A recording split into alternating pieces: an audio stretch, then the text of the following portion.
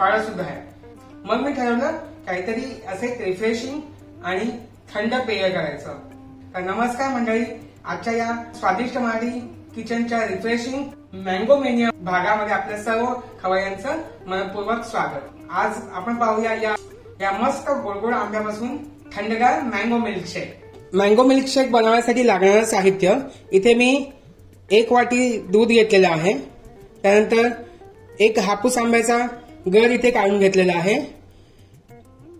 या मिल्कशेकला थोडासा दाटसरपणा येण्यासाठी मी इथे आईस्क्रीम घेतलेला आहे। आईस्क्रीमने छान मिल्कशेकला दाटसरपणा येतो। तर साधारणपणे 2 टीस्पून पिठी साखर आणि सजावटीसाठी आपण इथे घेतलेले आहे थोडेसे आंब्याचे काप। चला तर आता आपण बनवूया मँगो मिल्कशेक। मँगो मिल्कशेक बनवण्याची अगदी सोपी कृती आहे। आधी आपल्याला मिक्सरच्या भांड्यात हे दूध घालून घ्यायचंय आणि त्यात हा संपूर्ण आंब्याचा रस घालून घ्यायचा आहे। त्यानंतर हे आपण आईस्क्रीम घालून घेणार आहोत या मिल्कशेकला चांगला दाटसरपणा येण्यासाठी, आणि थोडी पिठी साखर घालणार आहोत। आपण हे सगळं साहित्य आता मिक्सर मधून फिरवून घ्यायचंय।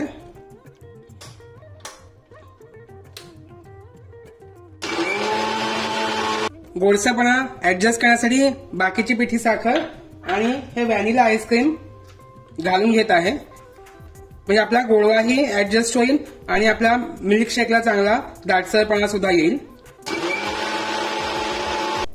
आता तुम्ही इथे पाहू शकता आपला इथे मस्त दाटसर हापूस आंब्याचा मिल्कशेक तयार आहे। आता आपण हा सर्विंग ग्लासमध्ये काढून घेऊया।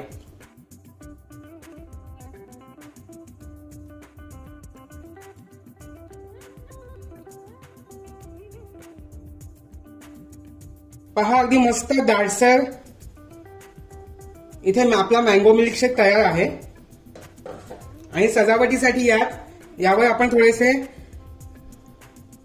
आंब्याचे काप घालून घेणार आहोत।